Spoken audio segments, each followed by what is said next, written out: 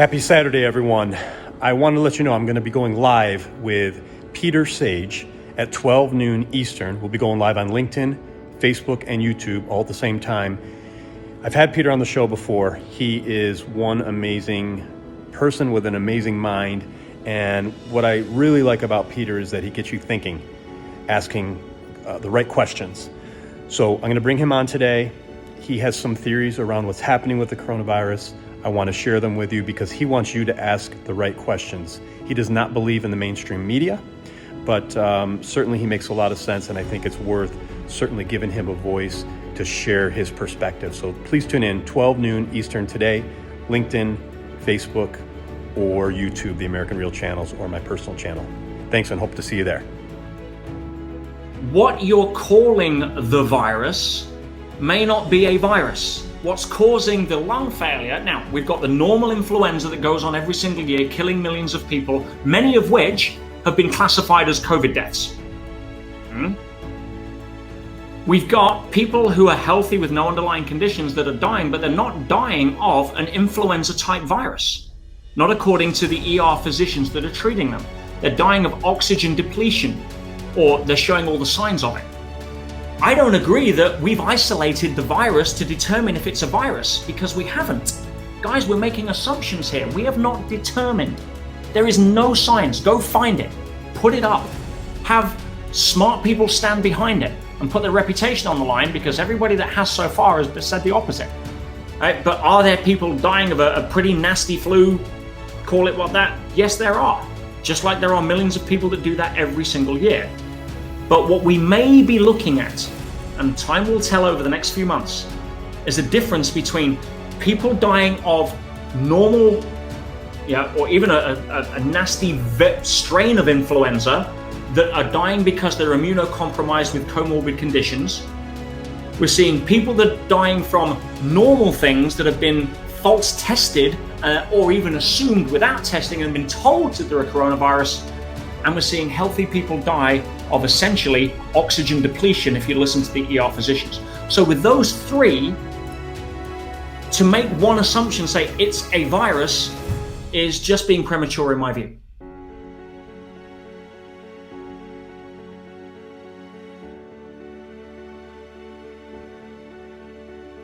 Welcome to American Real. This is Roger Brooks. My guest today is Peter Sage. You are a glass ceiling destroyer for frustrated high performers, a 6-time TEDx speaker, a #1 best-selling author, and elite coach. Peter, it's your second time back. Welcome to the show. And fabulous to be back, Roger. Good to see you, my friend.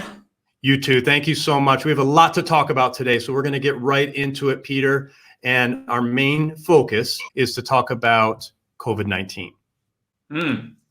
Yeah, seems to be a subject on a lot of people's minds these days. What's your position, Peter? What is happening with COVID-19? What are we experiencing? What is the world going through?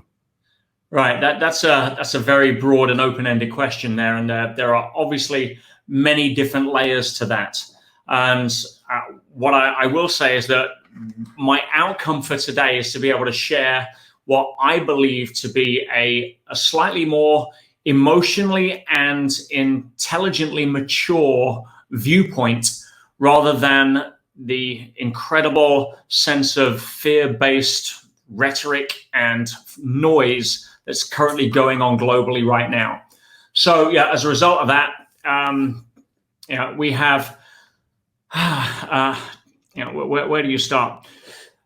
This is my viewpoint. Yeah, and again, I'm going to start this interview by saying that I have absolutely no right to impose my viewpoint on anybody else.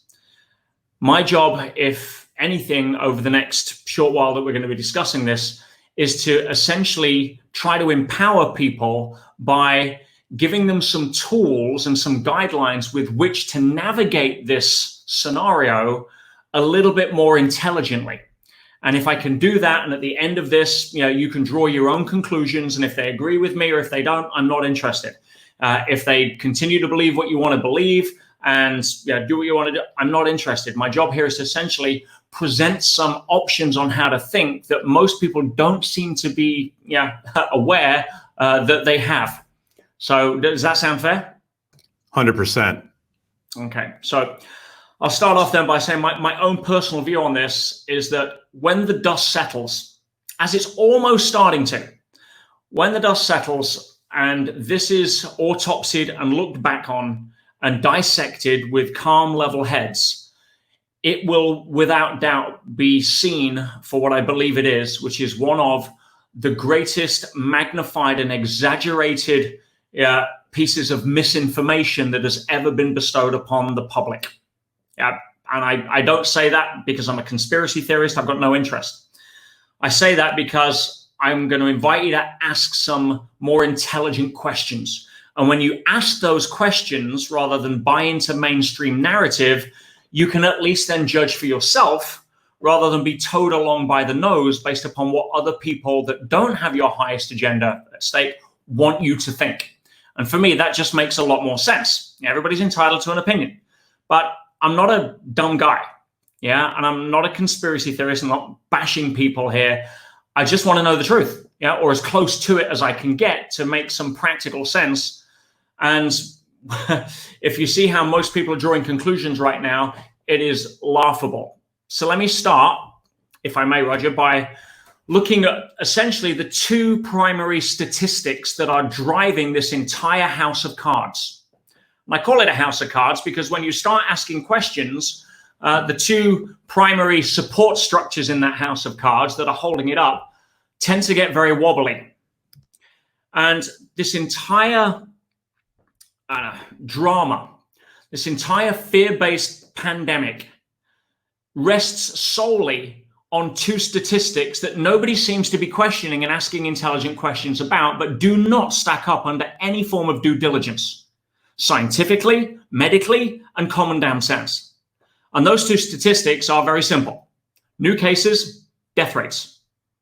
That's it. That's all everybody's looking at. That's what the media is quoting. That's what the official positions are sort of using to base policy on. That's what the modeling is actually being done on in order to control lengths of lockdowns and ruin people's livelihoods and so-called prevent the spread of the virus. And it's those two figures, and everybody's swallowing them without even, and then going forward to make conclusions on them without saying, whoa, hang on a minute. So I'd like to address those two in a way where I'm going to invite people watching this just to ask better questions. Because the first thing that you want to be mindful of is, what is the agenda behind how I'm receiving the facts? What is the agenda that's driving the information? Now, the vast majority of information that is being pumped out there is coming through mainstream media. Your typical Fox News, CNN, BBC, state media, all of that stuff. Now, those media companies are not charities. They are commercial entities. Even the BBC, to an extent, is funded by taxpayers' money. And the heads of the BBC, if they don't manage to get the viewing statistics to compete in the very cutthroat and competitive marketplace of media, then the commissioner and chairman will be replaced for not doing a good job. So it operates on a similar principle that all of the fully commercial agendas have in terms of your CNNs and Fox Newses, for example, or your ITVs. So it can be summed up very simply. The primary agenda with which all information is passed through the eye of, or the lens of, is eyes on. That's it, because the media need your eyes on their channel as opposed to everybody else's channel in order to justify statistics for a rate card. And they spend a huge amount of money to do that, hiring very clever people on Madison Avenue historically, or even being paid off by government agencies to be able to give you the information that they want for an agenda. If anyone cares to look up Operation Mockingbird, that would definitely be something to spend 5 minutes just to put your mind at rest that nothing is what it seems. But from the perspective of media eyes on, they need to have your attention. And as every psychologist, every advertiser knows, the fastest way to do that is by stimulating the amygdala, part of the brain that is designed as a survival response to filter out of all of the information, stuff that is fear-inducing. And I've just put a video out on this last week on why the mainstream media want you to be miserable. It's on my YouTube channel. It goes into the science, biology, and detail of that. It's fascinating. Go have a look. What's even more funny is that I actually recorded that video a month before this crisis, but it rings true today more than any other time. However, back to the whole hot air that's inflating this balloon. Yeah, new cases, death rates. Let's look at new cases. How are they calculating the new cases? Would that be an intelligent question to ask? 100%. Yeah, absolutely. Because if you found out they were just pulling it out of their ass, then you wouldn't give it any credibility. Now, clearly they're not.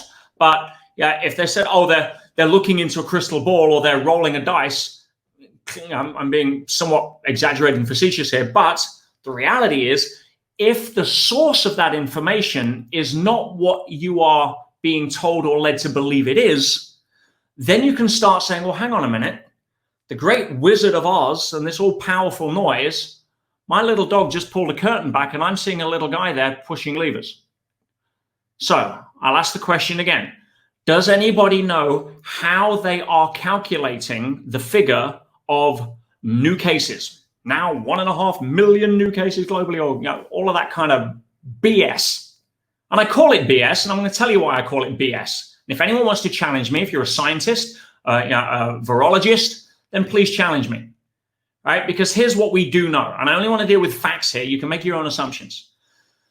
The test that they use, and I put a webinar on this out three and a half weeks ago. The test that they use, the polymerase chain reaction test, which is what they're calling the COVID-19 test, standard PCR test, looking for what they believe to be the virus. They're not testing for the virus, guys. Why the public don't know that, I have no idea. They're not testing for the virus. There is no test for the virus. What they're actually doing is they're taking swabs. Anyone that's been tested, they'll take a swab, and they'll run it through what's called a polymerase chain reaction, which essentially takes the RNA sample, sequences it, amplifies it millions of times. Now, the problem with this test, apart from the fact that it doesn't isolate viruses, I'll say that again, it does not isolate virus. It cannot tell you if you have a virus, which, by the way, and we'll get onto this in a second, is why on PubMed's own site right now, the false positives means you've gone in for a swab because you're not feeling well. They do a test. Oh my goodness, you've got COVID-19. You tested positive. The false positives, the amount of times that's just not true from their statistics, 80%, 80%, right? Just hold that thought for a second. So what are they testing for? They're taking the RNA, they're doing genetic sequencing, and they are magnifying a huge amount of noise that is inherent with that test. They're looking for a certain level of substance that theoretically may be linked to COVID-19. The person who won the Nobel Prize for creating this test states himself very clearly. There it goes, Carrie Mullis. He's passed away recently, but he stated very clearly, it is a fundamentally flawed theory. So let's just take that for a second before we start running off on, oh my God, 1,000 new cases today. What they've actually done is they've taken, let's say 10,000 people and tested them with this fundamentally flawed test that does not test for the virus, that cannot test for the virus, but is actually looking for certain pieces of genetic material or proteins or antibodies that may be linked to COVID-19, but can also be linked to one of 500 standard coronaviruses that are out there. Right? Now, what will happen at that point is that we already know, according to the government's figures, 80% of the time that they say it's positive, it isn't positive. The 20% of the time that it is actually positive means it's actually found the stuff that theoretically may link to COVID-19. So they will take 100% of those figures and classify them under the heading new cases. And that is being very strategically done to put the conclusion in the mind of the public that a virus is spreading. That's it. That can be the only conclusion that a member of the public would think A layman, non-doctor, non-virologist, non-scientist would think, oh, 1,000 new cases, it's spreading. Well, no, the 1,000 new cases should not be called 1,000 new cases, not scientifically, not under any level of stress testing, not under due diligence. It should be called 1,000 people tested positive for something that we know 80% of the test itself, what's called positive, actually is negative. And the other 20%, we don't know if it's COVID-19. What it actually is a theoretical theory that is fundamentally flawed that may or may not show up or linked to that virus or several other viruses. Am I making sense here, Roger? You are, Peter. You are, Peter. We're getting a lot of questions coming in too, so we're just monitoring those, but please continue. Okay, so again, I'm not here to burst anybody's bubble. I'm here to say, ask better questions. And for the media and the World Health Organization to turn around and classify new cases based upon that study and have the authority to have the certainty that that's what the conclusion is and it's irrefutable and you can't question it is damn right misdirection. So, Peter, one of the questions coming in right now, which I think is relevant, is then what are people dying from? Would they have died anyway? What's happening? Great question. And I got a lot more on that, but let's move on to death rates because that's the other statistic. Okay. Now, the death rates are being calculated. Again, what's a better question to ask? What are they testing for? Great question to ask. How are the new cases being concluded to be able to be projected to the public? That's a great question to ask. Let's move on to death rates. Ask better questions. Questions are the steering wheel of the mind. And unless you've got both hands on your own, you're going to get pulled in whatever direction they want you to.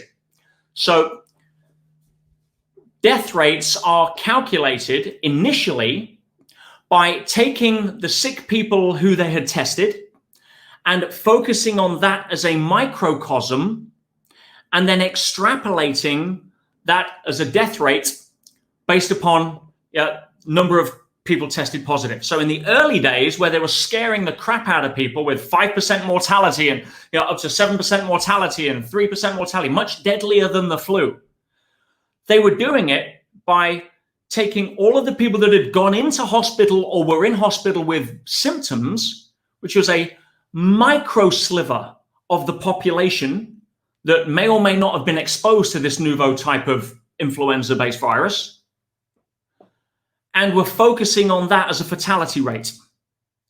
Right? That's like walking into an old people's home, doing an assessment on what the longevity is, how much longer you have left to live, and then using that and projecting it over a population. Or the average life expectancy of somebody in an old people's home in England is 6 years. Hey guys, guess what? Breaking news, life expectancy of the human population, 6 years. I mean, it's ludicrous. Just as it would be going into a school and doing a life expectancy of like kindergarten children and coming out with a figure of 80 odd years, 75 years or whatever, and then saying, hey, great news, life expectancy of everybody is 75 years. You can't do that.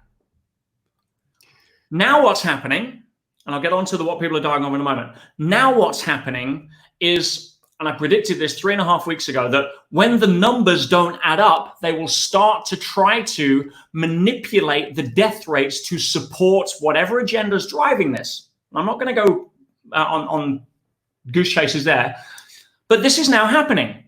Yeah, this is now open news. This is now being reported across news channels all across the world, and doctors are questioning the fact that, well, hang on a moment. I'm now being told that if a person comes in dying of a heart attack and they test positive, which we've already debunked, right? Could have means that they could have had any kind of coronavirus in the last God knows how long, and they die. That is a corona death. That's what's happening.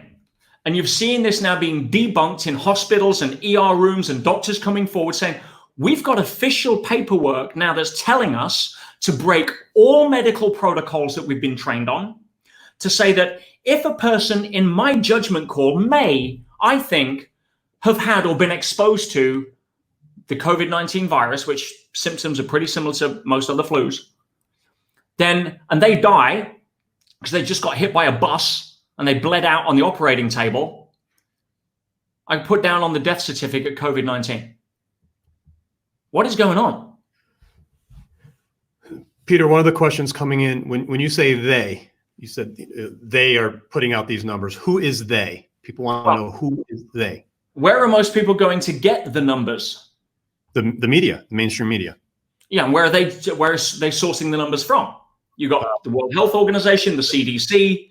Yeah, but what about Johns Hopkins? I mean, they're supposed to be, gathering the data.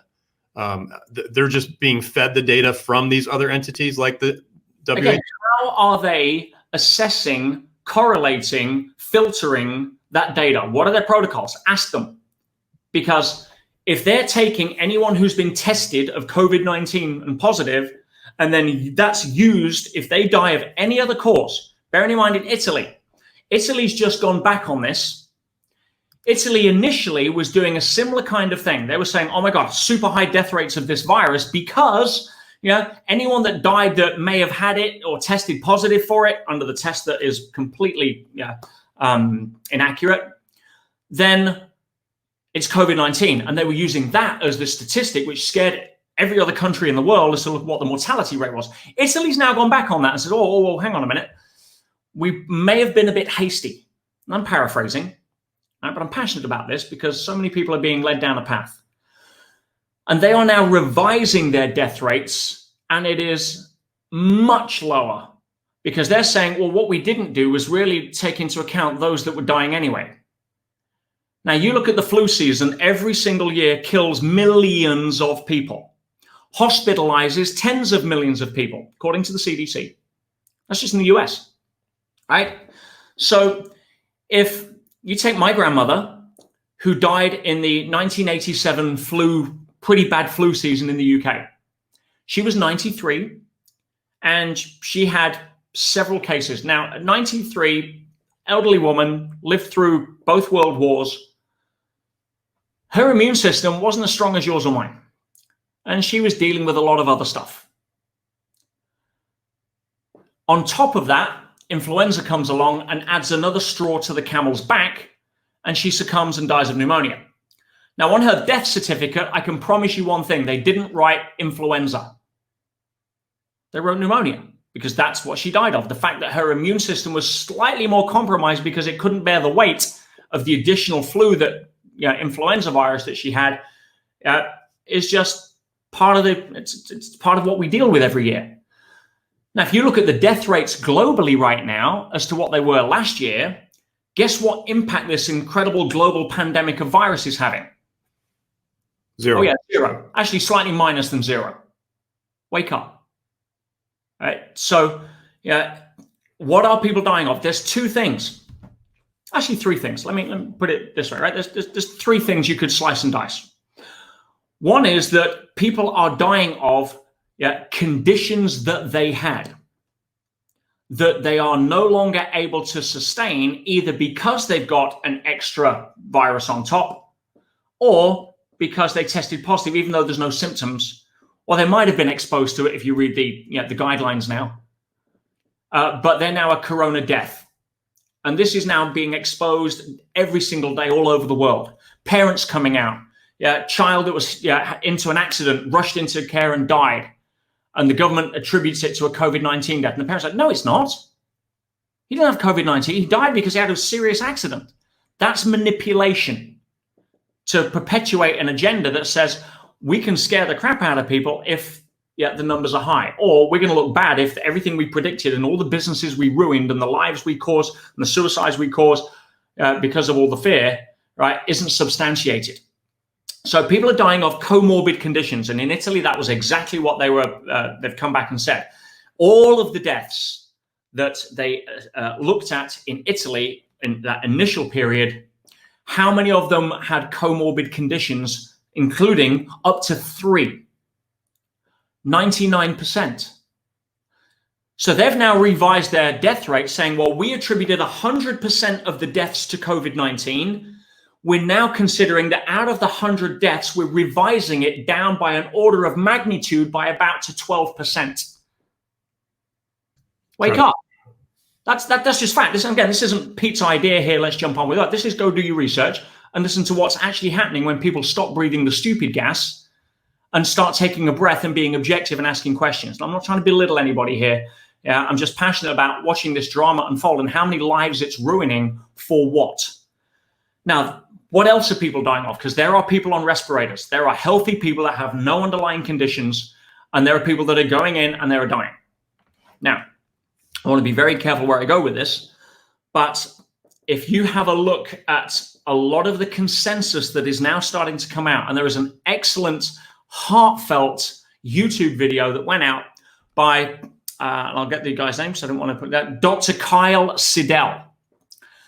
And Dr. Kyle Siddell is an ER emergency physician in New York, and he was basically sent to lead a COVID-19 emergency ward, expecting all of these people coming in with COVID-19. And he's got people on ventilators. And he was like, he came out last week and says, we need a new paradigm because this ain't what we think it is. What's happening is that the people on ventilators are normally put on ventilators because their lungs can't work. They don't have the muscle strength to actually operate their own lungs. So you put them on a ventilator, it takes the pressure off and actually does the job for them. That's what ventilators are for. Yeah, that's why you see babies put on ventilators when they're premature, because the muscles haven't developed to be able to breathe. So what happens, he comes out and says, I take the oxygen off these people. Their lungs are fine. There's nothing wrong with their lungs.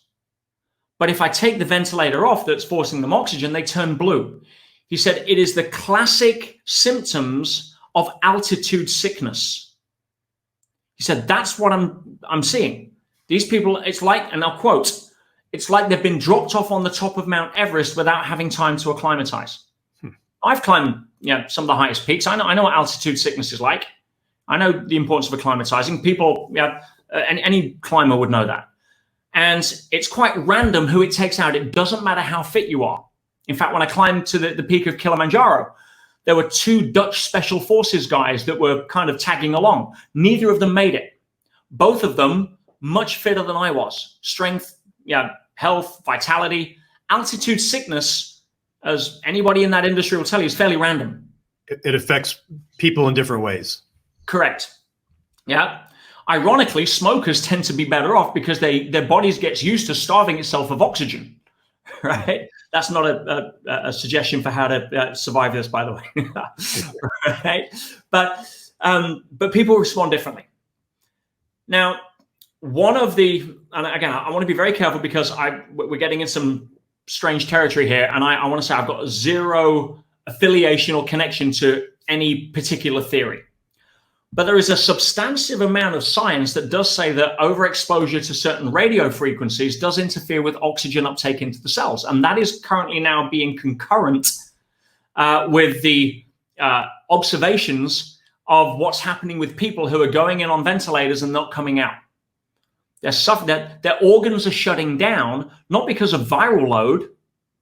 Their organs are shutting down because they don't get the oxygen. That speaks to the physicians that are on the ground on what they're noticing. But if you're locked in a paradigm, it's very hard to get out. In fact, it was a great quote I'll share with you. I looked up today from Daniel Boorstin. He said, "The greatest obstacle to discovery, it's not ignorance, it's the illusion of knowledge." And if we think that we know what's going on, we're going to be blindsided to asking better questions to see if there's a potential, different alleyway. And when you're starting to fudge death rates specifically, as we've seen, you've got to start asking better questions. Why? Why would you want to do that? Well, from the media, you can understand it. It's eyes on. But from the CDC and the World Health Organization, right? Yeah, they did the same thing back in the late 80s and 90s. Yeah, when HIV and AIDS first came out, and they made the hypothesis that HIV leads to AIDS. Leads to AIDS. Dr. Robert Gallo put it forward, filed the patent for the AIDS test, which again, you can't test for HIV. It's same PCR stuff. But if you had, I think at that time it was up to 6 conditions, and you died. One was pneumonia, and you didn't test for HIV. You died of pneumonia. If you died of pneumonia and you tested positive for HIV, you died of AIDS. And so what happened was all of the numbers never panned out into this global pandemic. You remember those days. You're probably a bit young then, Roger, but you probably remember. Absolutely. Yeah. None of the scary pandemic projected millions of deaths of AIDS ever took off. Right. And after virtually $100 billion in funding, they've still never proven that hypothesis. But here's what happened when the funding started to dry up. And people got desensitized, just like most of the public are desensitized to the flu season every year now. Then the funding dried up. So what happened? All of a sudden, a massive amount of new AIDS cases appeared. Quick, turn the taps on for the funding again. And you look behind the curtain and there's no new AIDS cases. What they did is they took the 6 diseases in HIV and they made it 12 diseases, and 15, then 21. So all of a sudden, the catchment area of how you define and classify the death rate is what's being moved, not the death rate itself. And that's what we're seeing here, in my opinion, with COVID-19. Does that make sense? It does. And it's a whole new perspective for me. And, I've been watching a few things over the past couple of weeks, but, I just want to throw a couple of questions out at you because I'm sure some of our listeners are thinking this too. So the media is telling us, okay, maybe it came from, the wet markets in China, that it came from an animal or, so are you disputing that as well? Or does your hypothesis say that? No, I have any speculation around that, you're going to chase your tail. Why even give it energy? In all fairness, from the public's perspective, who cares where it came from? Yeah, if you want to run down, it's a bioengineered weapon. It's a China conspiracy. It's, people eating bats. It's whatever. It doesn't make any difference to your particular current situation right now. And spending and wasting energy on trying to chase your tail on stuff like that is really not going to get you anywhere. Not in my view. But back to your point earlier, are you saying that this is not a virus? I'm not saying it's not a virus. Do you know how many viruses live inside you right now? Any idea? Wild guess. 100. About 4 trillion. You have 4 times more viruses in your body right now than you do cells. You operate as a symbiotic organism and about 4 times plus the amount of bacteria as well, by the way. You operate as a symbiotic organism. Now, here's one of the titles of the books that I think will be written after this, and I'm not claiming any copyright on this, is going to be the Corona Nocebo. And let me explain what I mean by that. We've heard a lot over the last month about the power of the immune system. Yeah, the germ theory and the virus theory, it just doesn't stack up. Pasteur was, that's been disproven for decades. Yeah, that's why you can have 100 people walk through a swamp, everyone gets bitten with a malaria mosquito, but not everybody develops malaria. If the germ causes disease theory was real, every single ER nurse right now would actually have it. Right? No. What causes disease? Infection. You'll hear both sides of the fence on transmission theories, but let's put that aside, because I'm not a doctor. But here's what I do know, that you have trillions of viruses in you right now. You have millions of cancer cells inside you right now, all operating perfectly harmlessly because you have a millions of years, finely tuned, developed, evolved, army inside you called an immune system. We're aware of that. What compromises the immune system faster than anything else? Any guesses? Fear. Stress hormones, to be precise, which is why if you go into hospital and have an organ transplant, the first thing they give you is stress hormones to drop your immune system through the floor so your own immune system doesn't reject the organ that you have. Standard protocol. Now, there's a reason for that, and it's evolutionary genius, as you'd expect it to be. Your immune system contains an incredible army of unbelievable proportions. Intelligence, numbers from your typical T cells, NK cells, all of white blood cells, lymphocytes. It's astounding what it does. Now, it manages all of those trillions of viruses and cancer cells, and there's a scientific term for them. All of those would-be invaders. Do you know what the term is? Hazard a guess? No. Opportunistic organisms. That's a scientific reference for them. And they call them that because they're waiting for the opportunity your immune soldiers not standing guard at the gate anymore. They can scale the wall and go invade the body. There's a reason the flu season isn't in summer, right? When you're cold, your immunity drops, and therefore the opportunistic organisms can take hold. It's way more probable, and you see this on people that are run down or stressed. Far more likely to be susceptible to flu, because what happens is this, and it's evolutionary's genius way of dealing with it. Historically, if we had stress hormones in the body, it wasn't because our boss was shouting at us. It wasn't because we were figuring out how to pay the mortgage. It was because there was either a tiger in front of us or the marauding bandits from the next village were mounting a charge. And so it was an external threat as opposed to the mismanaged imagination, which causes majority of stress today. So your immune system takes up a huge amount of energy. Next to the brain that has first dibs on the glucose and takes a vast majority of the actual calories energy and glucose that the body takes, and the digestive system, which takes up a huge amount of energy, your immune system is pretty much up there. So if you face an external threat, your body immediately does two things that are very relevant to what's going on right now. You dump stress hormones into the body, and that prepares you for the classic, fight or flight or freeze or what have you, or hide kind of scenario. At that point, two things happen. The front part of the brain shuts down, pretty much. The crowning achievement of human biology, the prefrontal cortex, frontal lobe, responsible for intelligent-based decisions, shuts down, which is why we've all said and done dumb stuff that we've later regretted or apologized for when we're angry or stressed or fearful. I think we'd all agree with that. Hold up both hands for that one.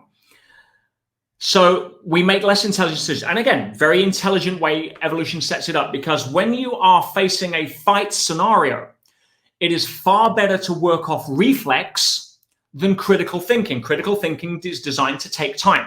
And if you're sitting there thinking, is that tiger balanced on its left hind leg or its right? Which way is it going to jump? Am I going to? No, your lunch, gone. Too late.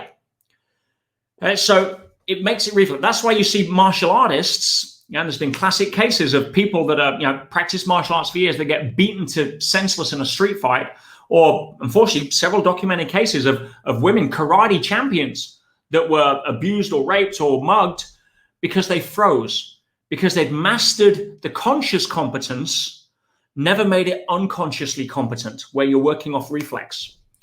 You're old enough to remember Top Gun, the original with Tom Cruise. Sure. Classic scene at the beginning with Kelly McGillis, where he was talking about flying the MiG inverted. And he said, "What were you thinking?" And he says, "You don't understand. If you think, you're dead." And has to be instinct. Instinct. So evolution squeezes the blood out of the front part of the brain, puts it into the mid and rear, and you're working off reflex. The second thing it does is it moves all of the energy to the extremities, the muscles.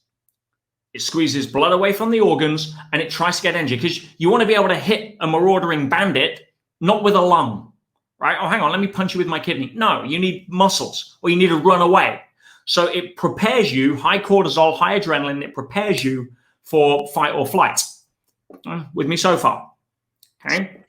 So the next thing that it does, it says, where can I get energy from that is right now not needed?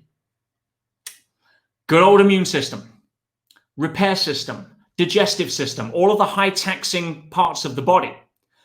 So the theory is very sound. If you're about to face a marauding army and you need, most fights last less than half an hour, or running away for less than half an hour, and it pumps all of the energy, it draws it from the immune system and puts it into the muscles, puts it into dealing with an external threat. If you don't deal with the external threat, then there may not be anything of you left to deal with the internal threat. And the reason is because if you stand down your immune system for half an hour, no big deal. The viruses on that level of timeline don't have time to take a hold. You don't have a tumor suddenly spring up in 4 minutes. It evolves over time. So your immune system can stand down for 20 minutes, half an hour, go deal with the threat, And then again, you see a deer after it's been chased and gets away. Within 15 minutes, heart rate's normal, vitals are normal. But if you are thinking fear-based thoughts, if you're dumping stress chemicals into your biochemistry consistently, like the media has been inducing non-stop, relentless for the last several weeks, people not sleeping, people panicking, people scared, people, right? Your immune system is on the floor. At which point, any one of the, let's just call it the coronaviruses, there's 500 of them, any one of them, the normal standard flu season, influenza that pops around, any one of those can take hold. Now all of a sudden you sneeze. And of course, if we're worried about a virus and we sneeze, it's clearly the virus we're worried about. And we then go into a self-fulfilling prophecy because based on what the media have said with manipulating false death statistics and false new case statistics, as we've demonstrated, you will start to give yourself and program yourself with what's called a nocebo. Now, many people are familiar with the word placebo, and this is how powerful the placebo is. If you're a major pharmaceutical drug company and you've invested $100 million, cheap these days, into getting a new drug approved, or $1 billion, and you've gone through everything, there is one test that you can't fake, that you fear, and that most of the drugs don't pass. It's the good old gold standard medical double-blind placebo-controlled studies. And a vast majority of drugs fall short. And it frustrates the crap out of the drug companies because basically, and this is for all of those Newtonian materialists out there that still think that that's a paradigm to stay with, what we're saying is your thoughts about a drug can actually change your biochemistry more than the actual drug itself. And by the way, that's in law, because if it doesn't happen that way, you don't get a license to sell it from the FDA. So we know that one of the leading antidepressants on the market in double-blind placebo-controlled studies, the gold standard, outperform the placebo by 2%. That's how it's got its license. In other words, Roger, I'm a physician and I'm respected and I've got a white coat and you come in and I diagnose you for depression, which is essentially mismanaged imagination, right? Not taking anything away, but it's chronic thinking that leads to chemicals, because every thought creates a neuropeptide chemical hormone that then becomes essentially dependent or easily recreated. That's why we have patterns of thought. And therefore, you're now thinking about it absentmindedly. You can't get out of that, and we could say we're depressed. Right? Because initially something happened and the outer world didn't fit the pictures of how I thought it should look like in the inner world.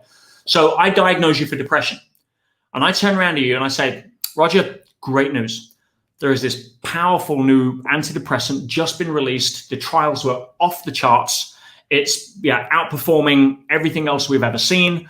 And it's phenomenal at increasing serotonin. It's brilliant at being able to inhibit all of the stress hormones. You're going to feel so fantastic on this. I have absolutely no doubt. The challenge is it's exceptionally powerful. You cannot take more than one at a time. So only one every 4 hours. So you're hearing me here. Yep. Now, as a depressed person, this is everything you want to hear. And it's called programming. And I give you this box of M&Ms that don't have the logo on, or Skittles, or Smarties, or whatever. And I've got a 98% chance of getting exactly the same result based upon your thoughts about what you think it will do. And this is documented now way beyond repeat. Again, it's in law.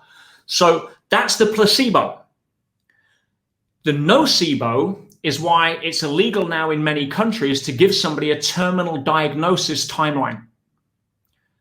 When my mother had lung cancer and I went with her to the oncologist, and they said in a kind of nonchalant way, oh, I'm very sorry, it's actually inoperable, it's incurable, but you've got about 6 months. I could have throttled her. I mean, she was only doing a job. I get the paradigm she was coming from. Anyone want to hazard a guess as to how long it was before my mum died? 6 months. Now, some people might say, well, that was just an accurate diagnosis. Give me a break. There are so many documented cases now. And if you want a masterclass on this, go read You Are the Placebo by Joe Dispenza. Yeah, phenomenal book. One of 2 books I would highly recommend you read in this crisis to empower yourself with. Right? But there are cases where somebody, not feeling great, walks in, chest pains, goes for an x-ray, doctor calls them in, stage 4 cancer. Yeah, I mean, that's a bad day in the office, right? Can't operate, Go home, make your affairs in order. You got a few months. Guy deteriorates and dies. Family, it was going to be an organ donor, so they're going to do an autopsy to find out which organs are affected or not. No cancer. None. Family's like, well, what do you mean? They go back and check everything. He was given the wrong patient records. Now you tell me that your mind is not as powerful to be able to create disease as it is to cure it. We know that. It's irrefutable. There's not one credible person in medical science that will dispute the placebo or the nocebo effects. They can't. They'd be left out of court. Right? However, what's been happening over the last 6 weeks, for a start, vast majority of people have been severely immunocompromised based upon stress chemicals, just like going in for an operation for an organ transplant. At that point, some opportunistic organism takes hold. And guess what? We are now convinced that we've got a deadly killer virus and we start going into a tailspin. Nobody can tell me that that isn't playing some level of factor into the numbers we've been saying that is not being considered. I mean, am I on my common sense corner here, or is someone going to dispute that? No, absolutely right. So if you speak to the doctors, what's actually going on? This is not a pandemic of a virus, according to many of the medical professionals that are coming forward now, and they're easy enough to find on YouTube. They're saying this is a pandemic of testing. Because we're also looking for something that we've never looked for before. Again, we've coupled some algorithmic theory together as to what we think on the PCR test would link to COVID-19, hypothetically. And we're going looking for it in the general population. Never looked for this before.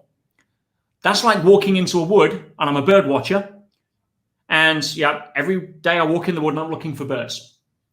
And one day someone says, oh, can you help me look for mushrooms? Guess what? I'm seeing mushrooms everywhere. Same wood. Never saw them before. We're basically pointing the flashlight in a different direction and saying, oh my God, it's a new case. Look what showed up. No, that is not what's happening. Let me give you a parallel and you see how ridiculous it is. Let's just say that we did it by blood groups, and we were looking for O negative, which kind of phrase that sums this whole thing up, to be fair. And we did a test of 100,000 people. Oh my goodness, O negative. We found it in 9,000 people. We're going to go on testing sections of the population for the next 5 years and still find this thing. Which most credible scientists are actually starting to say, well, actually, chances are it was already there. Am I making sense? You are, and I have so many questions, and tons of questions are coming through the feed. But what about the doctors at the top that are leading this charge? What are they thinking? Like Dr. Fauci, Right. Everybody can only, and this is an important lesson for everybody. People can only ever project through their own, level of consciousness and their own agendas, their own history. We all come at life through different looking glasses. To take away professions, for example, I'll give you a basic human example. We all see life or experience life in the outer world via one of the 5 physical senses. Any sense data that comes into our awareness has to be filtered through taste, touch, sight, sound, smell. That's how we make sense of the physical data, through the senses, right? Now, if I was to ask how many people will like the same food, how many people will like the same color, how many people will like the same sense of smell, how many people will like the same music? You see, we're hearing the same information, but we're filtering it through our own senses and interpreting it in many different ways. And that's just, and then we argue over who's right, right? But when it comes to professional bias, the first people that they went and talked to were virologists, which makes sense. But what's a virologist going to do? He spends his entire life modeling viruses. Of course, that's going to be the projection. Right? If you have cancer and you talk to a surgeon, he's going to want to cut. You talk to a radiologist, he's going to give you radiotherapy. If you talk to a chemo specialist, they're going to tell you why chemo is the best thing. Talk to a naturopath, they're going to give you a different set of protocol. Everybody projects from the level they're at. Now, there's a couple of projected levels here we need to take into account. I've already covered the media. The media project through the lens of eyes on, first and foremost. If you think the media's primary filter is how do we serve the public and have your health over and above our ratings, you're in Disneyland.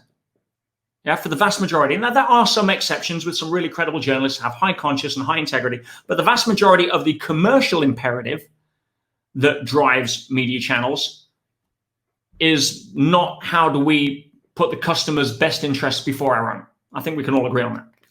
But then we go to the World Health Organization. What is their current lens they look through? They have 17 of their primary health mandates for the future of humanity. And out of 17, how many do you think are linked to vaccines? Out of the 17 of their publicly stated global agendas and outcomes, out of 17, how many have their basis in vaccines? 0. 14 of them. Oh my gosh. 14 out of 7. The World Health Organization has a very public, very open agenda to vaccinate the population. And again, I don't want to come at this as a vax, anti-vax, because again, my model of the world is irrelevant. I just want to, do what's right by getting the best data. And I know that there's a massive difference between biased opinion versus qualified advice. And most people in this crisis specifically are not able to tell the difference because they can't see that many layers behind the onion. So, but the World Health Organization is projecting through the CDC. Do you know the CDC owns patents on a lot of vaccine technology? Patents, right? It's it's all there. Go check it out. Right? They've no comment. Now, my own personal view. Having done my own research, which I've encouraged everybody else to do, people say, well, what's your take on it? My take's irrelevant, right? But I can tell you this, right? For me personally, you put a bullet in my head before you put a needle in my arm. And that's me. And if everyone's pro, do whatever they want to do, I'm happy for them. The interesting mental projection from most people that are exceptionally pro something, when somebody takes a stance against it, they hope that it ends up in a negative outcome for the person with the opposing views so that it can justify why they're right about their own. So everybody just had the thought that hopefully I get the virus and don't survive. That's exactly what just went on. Right? The final lens that you want to be looking at this through is the political lens. That was my next point. Yep. Governments right now, bear in mind, politicians are not masters of all trades. Yeah, they're masters of being a political champion or opponent or what have you. Yeah, they're politicians. So politicians obviously rely on advisors.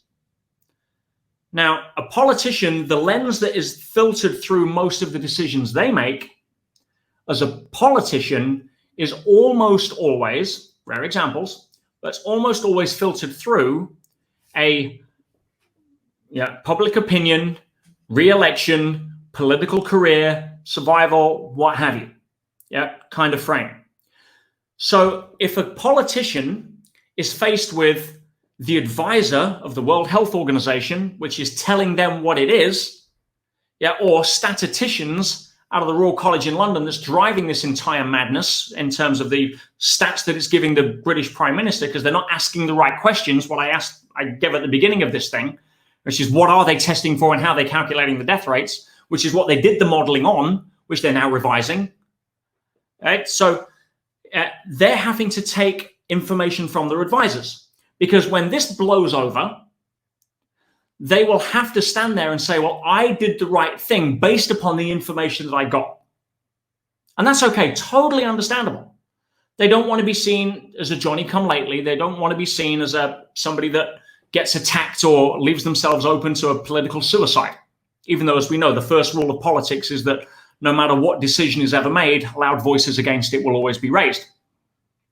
And so we have to consider that aspect. But my overall point here, Roger, is this. There is, if you can empower yourself by asking better questions to draw your own conclusions rather than the ones that are being fed through lenses that don't support your best interests, that's going to make you far more empowered than it is just being towed along. Because if you've heard me say before, and you put up there, be the star of your own movie. Every single one of us is the star of our own movie. I know that because everybody's the only person that's in every single scene of their own movie. And as the star of your own movie, you kind of got a choice. You're either going to be an example or a warning. And to be an example essentially means to follow a path of trying to be the best version of myself that I can be, whatever that means to me, wherever it is on my journey. Ultimately, trying to choose more love over fear in ever more challenging circumstances. We had that conversation on our interview. Yes. One of the problems is that there is a big budget movie out there called the Corona movie. And it is haplessly recruiting billions of unpaid, unwilling film extras into it, which not only supports its narrative, but is taking you away from being the star of your own. So let me give you a couple of different ways to hold this, if I may, because I've given people enough to hopefully at least have them ask questions.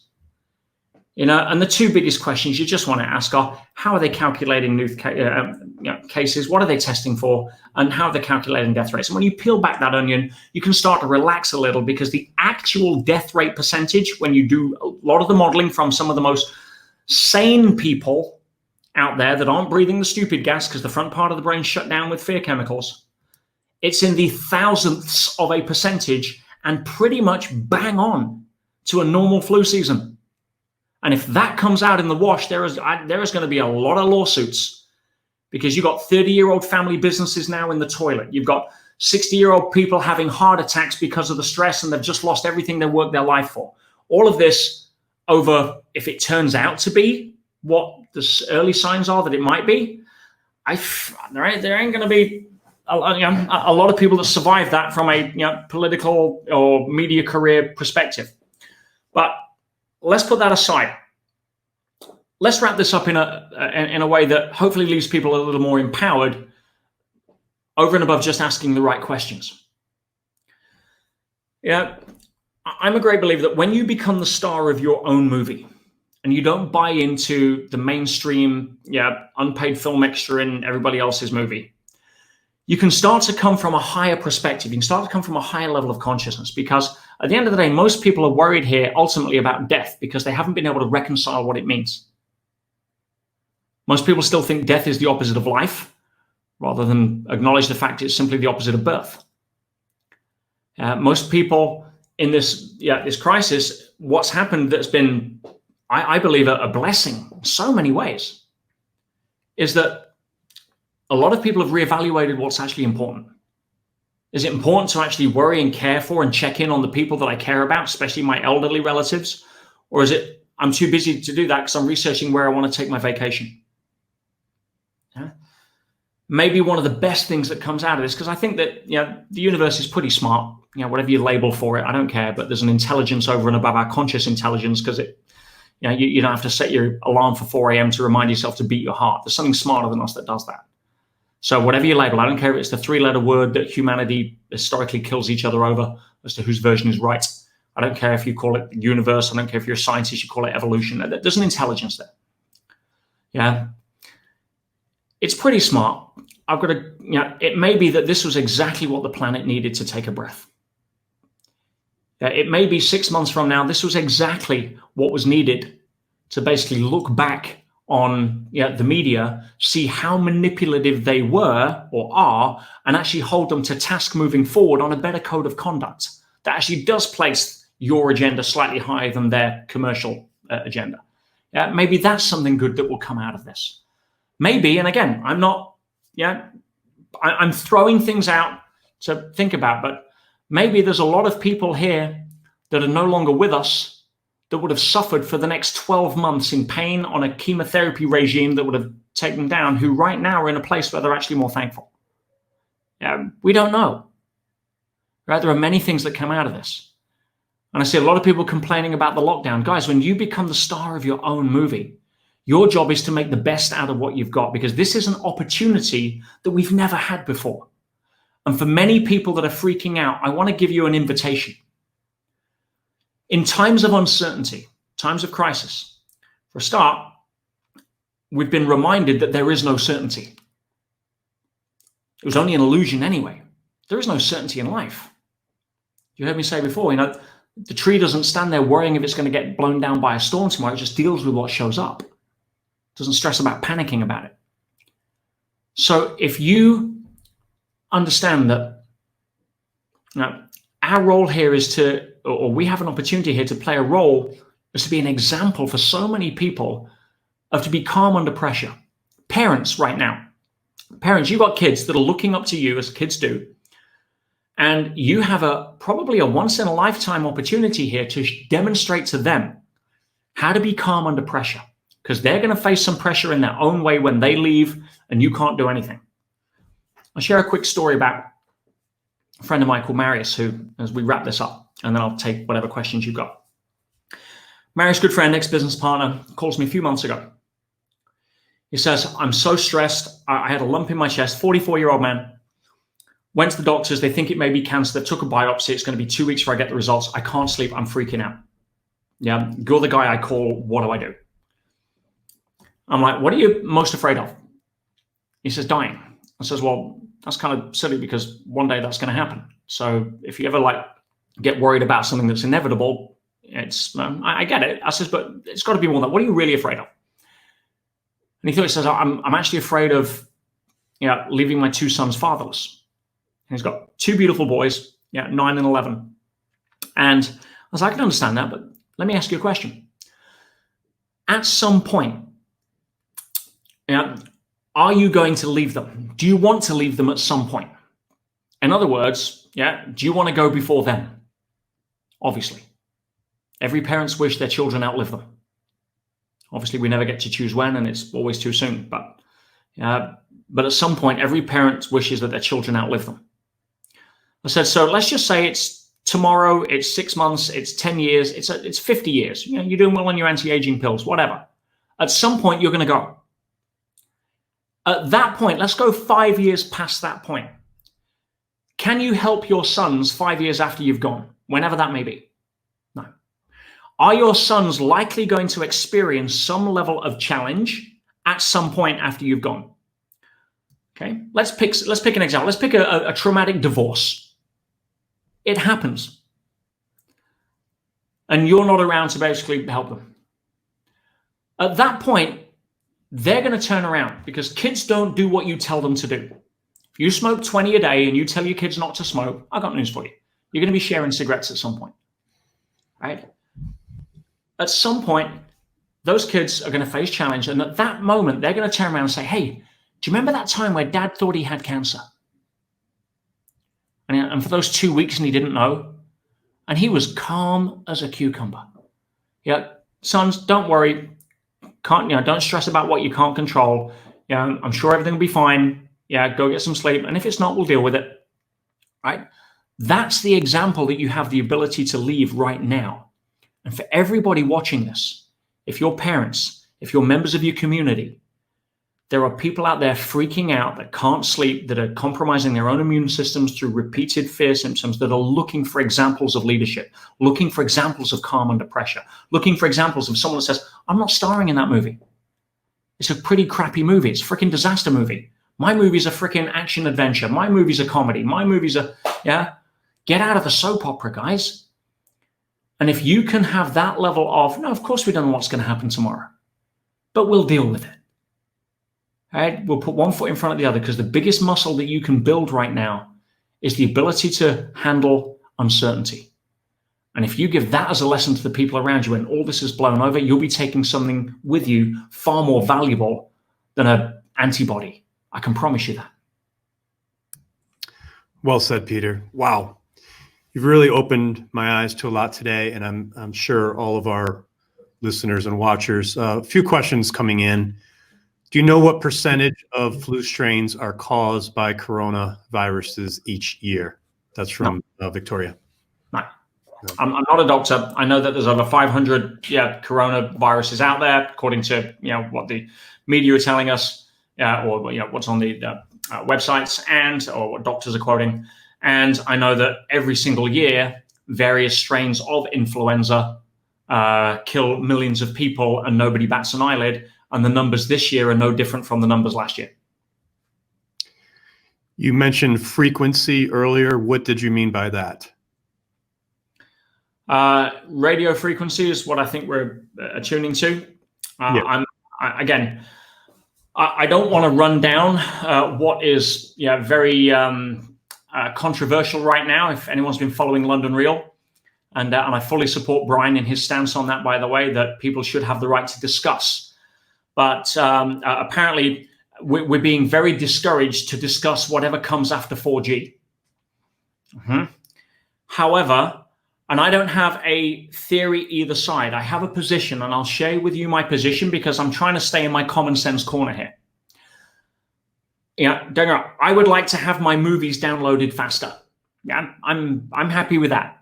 Yeah, if my fridge is going to be connected to an Internet of Things and it tells me that it's going to be smarter and when I'm going to need to order the eggs or whatever, that's great. But I would like to have some more certainty about the implications of that on health.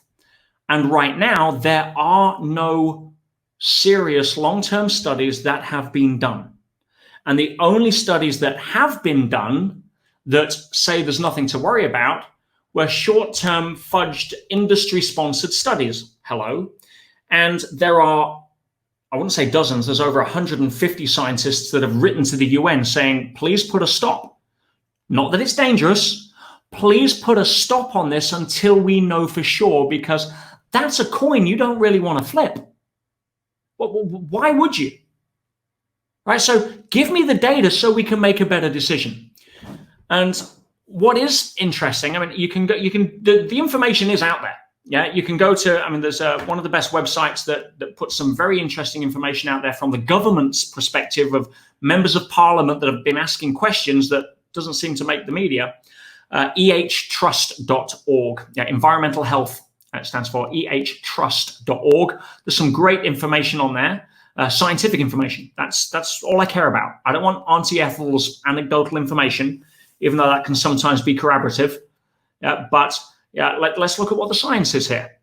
But one thing I do know, coming back to the commercial agenda, there are several cellular companies, including Verizon, which is big over there, that wrote not to their customers 2 years ago, but they wrote to their shareholders to warn them that they would likely be seeing significant losses based upon defending lawsuits against the harmful effects of what shall not be named and or settlements. And the letters are there. Yeah, they've been presented to various political leaders in the US.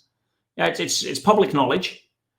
Now, if they're doing that and their agenda is we just want to roll it out and see what happens because our commercial agenda is higher than caring about everybody's long-term health, that I've got a problem with.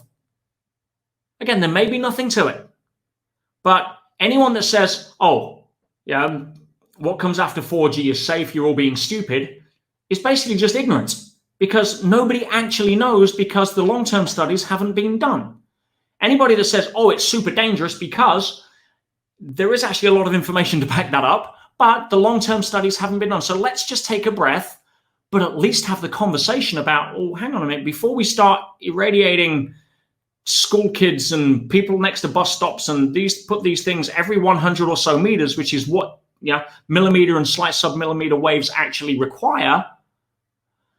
Wouldn't you want to know that there's something there that is going to be okay? The insurance companies, by the way, have made it a massive uninsurable, I think, for many cell phone companies now. You can't get insurance against it, which is why they said, listen, you better prepare for some losses in your dividends because in many countries, pregnant women wear shielding for Wi-Fi at home, especially in Asia.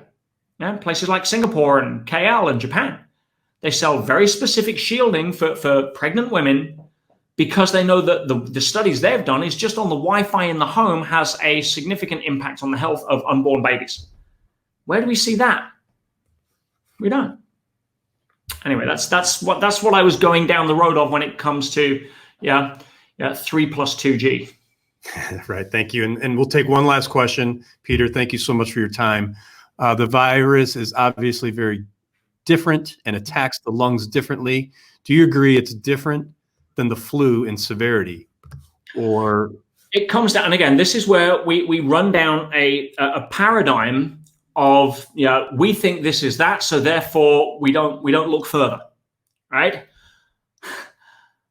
What you're calling the virus may not be a virus. What's causing the lung failure? Now, we've got the normal influenza that goes on every single year, killing millions of people, many of which have been classified as COVID deaths. We've got people who are healthy with no underlying conditions that are dying, but they're not dying of an influenza-type virus, not according to the ER physicians that are treating them. They're dying of oxygen depletion, or they're showing all the signs of it, which is why your president was mentioning something and got slammed for it on certain treatments that seem to, if you talk to a lot of the actual physicians, actually be working for people. It's very similar to treating people from altitude sickness. So when you say, do you agree that the virus is different? I don't agree that we've isolated the virus to determine if it's a virus, because we haven't. Guys, we're making assumptions here. We have not determined. There is no science. Go find it. Put it up. Have smart people stand behind it and put their reputation on the line, because everybody that has so far has said the opposite. If you go to the original hypothesis out of Wuhan, and you look at how they came up with the fact that it was a virus, that wouldn't stand up in any gold standard level of diagnosis. Neither would this virus hypothesis stand up to Koch's postulates, the very gold standard of science that they use to make their statements and discoveries. It doesn't. Right? So are there viruses going around? There's always viruses going around. Are there nasty strains of influenza? Could they have been manipulated? It's an irrelevant conversation, right? But are there people dying of a pretty nasty flu? Call it what that? Yes, there are. Just like there are millions of people that do that every single year. But what we may be looking at, and time will tell over the next few months, is a difference between people dying of normal, or even a nasty strain of influenza that are dying because they're immunocompromised with comorbid conditions. We're seeing people that are dying from normal things that have been false tested or even assumed without testing and been told that they're a coronavirus. And we're seeing healthy people die of essentially oxygen depletion, if you listen to the ER physicians. So with those three, to make one assumption, say it's a virus, is just being premature in my view. Peter, do you think we'll get to the truth at some point? I know you mentioned earlier there's going to be some books written, and you already have a hypothesis on the titles. Will we know the truth? There's too many smart people that cannot be sidelined for too long. And when I put my first video out on this, before any of the Western world was in lockdown, and it was coming up for about 3.5 weeks ago, and it was when there was a threat, and people were starting to. You remember that video, right? I did, yes. I got slated for that because I'm like, what is this hoo-ha? And I said, listen, let me give you a prediction. I said, my prediction is over the next 30 to 45 days, this thing will hit its stride in the amount of fear that the media can squeeze out of people. At which point the public can start asking questions and turning on the media, especially when the deaths attributed to this don't stack up to the level they want, which seems to be happening if you ask the right questions. I said that historically, the way that populations have been controlled over time has always been through fear. And when the numbers don't stack up like they didn't do with AIDS, HIV, Ebola, what have you, again, it could be there is a very convenient storyline being led to use COVID-19 as a scapegoat for some level of other shall not be named issue.